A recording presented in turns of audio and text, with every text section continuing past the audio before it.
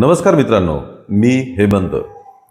मित्रांनो, लग्न ही पुरुष असो का स्त्री यांच्या आयुष्यातील सर्वात मोठी, सर्वात विलक्षण, सर्वात जास्त भावनिक आणि आयुष्य बदलून टाकणारी घटना असते. लग्नानंतर बऱ्याच लोकांच्या आयुष्यात बरेच बदल होत असतात.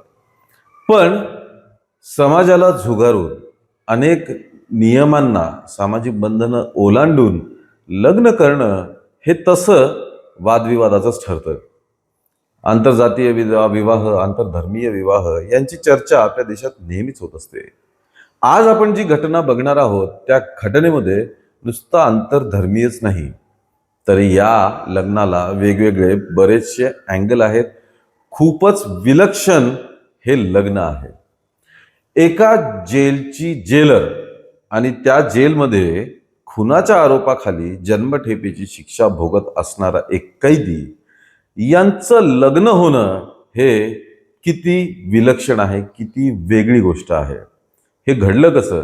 या दोघांचं लग्न जुळलं कसं? कोणी त्यांना विरोध केला नाही का? आणि शेवटी हे लग्न कसं पार पडलं हे आपण या व्हिडिओतनं बघणार आहोत. मित्रांनो, धर्मेंद्र सिंग नावाचा एक आरोपी, खुनातील आरोपी, ज्या आरोपीने एका राजकीय नेत्याचा खून करून त्याला पुरलं होतं, अशा भयानक खुनाचा आरोपी हा सतना जेलमध्ये आपली जन्मठेपेची शिक्षा भोगत होता. याच जेलमध्ये फिरोजा खातून नावाच्या असिस्टंट सुपरिटेंडेंट होत्या.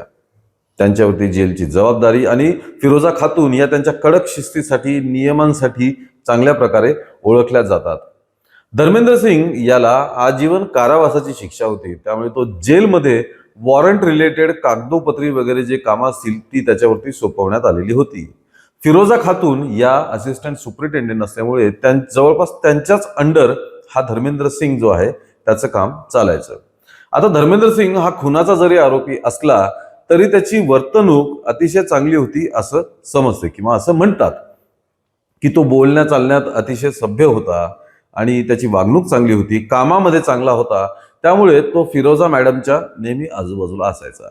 आता काम करता करता या दोघांमध्ये बऱ्याचदा बोलणं व्हायचं, बऱ्याचदा गप्पा व्हायच्या आणि हळूहळू या दोघांमध्ये मैत्री होऊ लागली. चांगले संबंध, चांगली बोलणी, चांगलं कम्युनिकेशन या दोघांमध्ये व्हायला लागलं.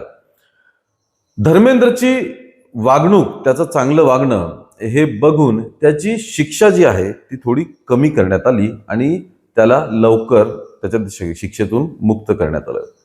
जेलच्या बाहेर आल्यानंतर सुद्धा फिरोजा खातून यांच्यासोबत त्याची मैत्री मात्र कायम राहिली. दोघेही कायम संपर्कात होते.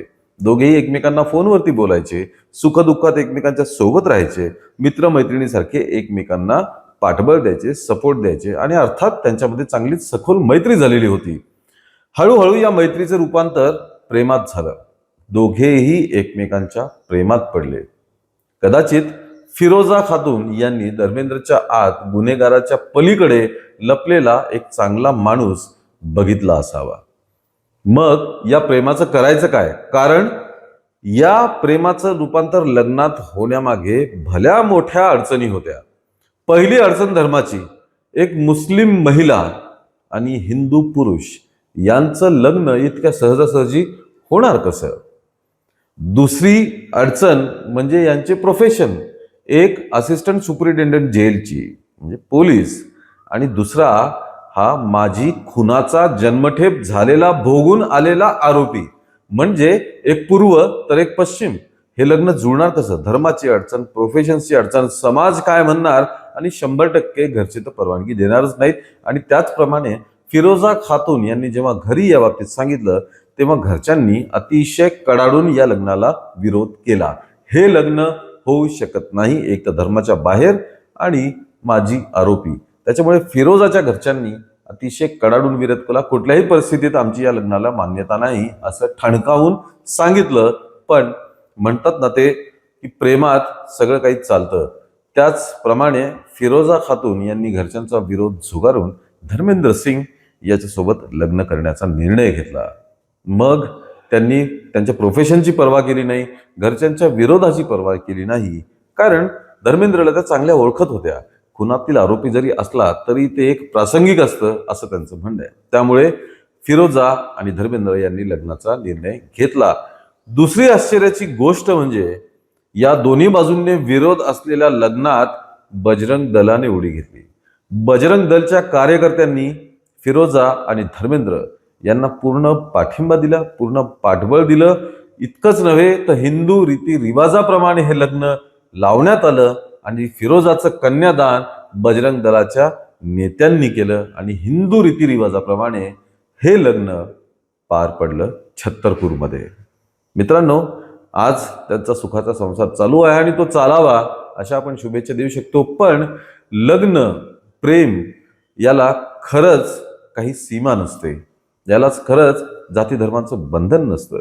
त्यामुळे फिरोजा आणि धर्मेंद्र यांनी एकत्र संसार करण्याचा निर्णय घेतला आणि पूर्ण देशभरात आता या एका आगळ्या वेगळ्या लग्नाची चर्चा मोठ्या प्रमाणात होत आहे. मित्रांनो, या सर्व प्रकरणाबद्दल तुम्हाला काय वाटतं हे तुम्ही कमेंटमध्ये नक्की कळवा. या व्हिडिओला लाईक आणि शेअर करा आणि आमच्या चॅनलला ताबडतोब सबस्क्राईब करा. धन्यवाद.